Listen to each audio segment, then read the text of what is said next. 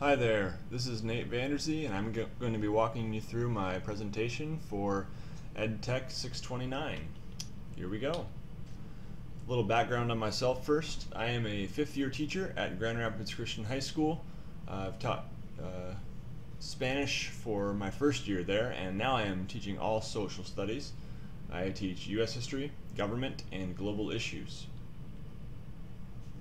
I'd like to tell you a little about Winterim, give you a little background on the course that I'll be teaching for the project I made here. Winterim is something new at Grand Rapids Christian High. It is a 2-week interim between second and first semesters, and it is a time when students are going to be taking 2 courses for 3 hours each, half days, and for that 2-week period. Other students are going to be involved in trips. There's a few of those going, international and national, and then internships as well. For my course, I'm going to be teaching an afternoon course, and it is called Video Games, History and Critical Thinking. Why I chose to teach this course? Well, I guess the main reason is I love video games. We were encouraged to tap into something that we love and that students might be interested in too. And so students tend to be pretty interested in video games as well, and I thought this would work out. I don't just love to play video games, though. I love to think about them critically and get into good discussions on the industry itself and various trends and styles of game, and talking about careers in video games with young people I thought would be neat too. So I chose this project because this class was a clean slate. I had never taught it before, and I thought this would be a good way to start fresh, I guess.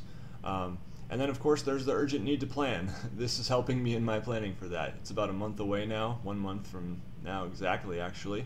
So I need to plan. This is helping me with that. And then I thought it would be a natural fit for a tech-heavy curriculum. There really aren't that many print resources in video games, in the history or critical thinking pieces, and most of that is online already, so that works out well. And then lastly, we've learned a lot about online discussions, and I wanted to find some way to implement that myself and practice what we've been doing together with my students in my classes.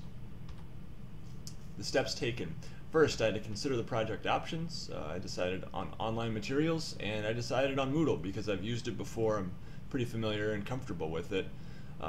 So I had to go and request a Moodle site. I didn't really want to just rest on everything that I had done before, though I did want to investigate some new tools.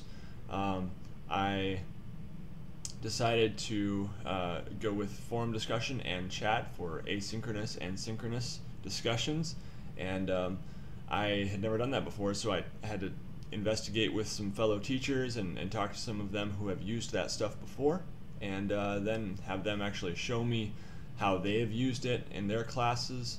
And it was very kind of them to spend some time with me and walk me through that, so I felt comfortable doing it myself.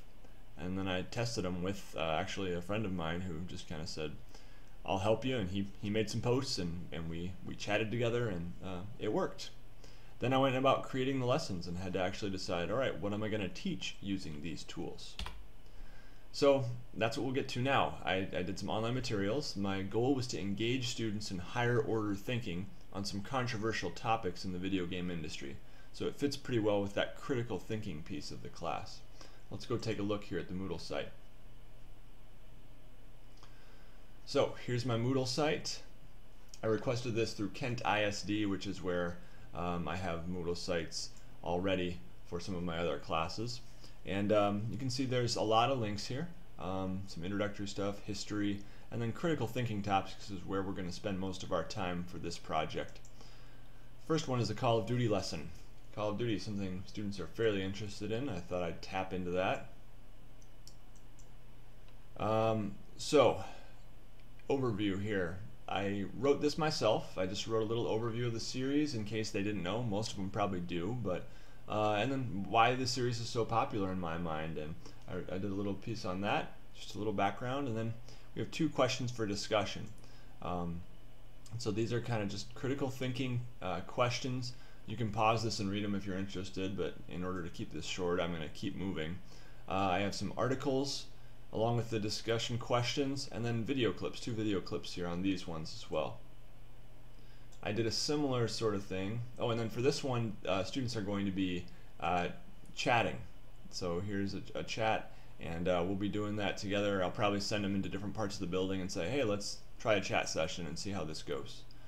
And the other one is a lesson on Metacritic. Metacritic is a website that compiles game reviews as well as movie and music reviews, TV show reviews. But it's controversial in the video game industry and the way it's used by publishers especially. And so I'm going to create a little screencast. I have the script that I'm working on, and I'm going to be doing that by Thursday. And just giving them an intro to Metacritic and walking them through it.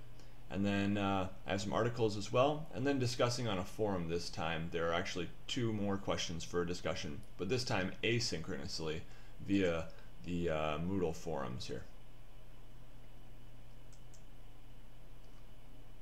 Alright. So, what was learned during all this? Well, I learned, I guess, how to use these new Moodle tools, the chat and forum features. I learned how to use Google Docs to better organize my lessons. I took a cue from our professor on that and realized that having lots of links on Moodle is gets a little cluttered. Maybe I still have too many, and it's much harder to edit and just add links and pictures and all that stuff. Google Docs makes that so much easier.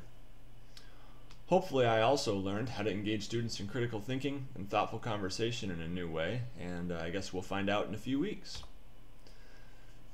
To conclude, I still need to finish the website. There's more work to be done, and I need to finish planning the course, especially the history aspect of the course. I've got a lot of planning left to do, but I've got some time, and unfortunately probably a little of that will be over Christmas break. I need to implement the lesson still, and I'm excited to do that, and I'm excited to get some feedback from students on how it goes and what they think. And then lastly, I think in the future, if this goes well, I'd possibly plan more lessons like this. I probably would, and probably carry them over into some of the other courses that I teach. So I've learned a lot. Thank you for joining me.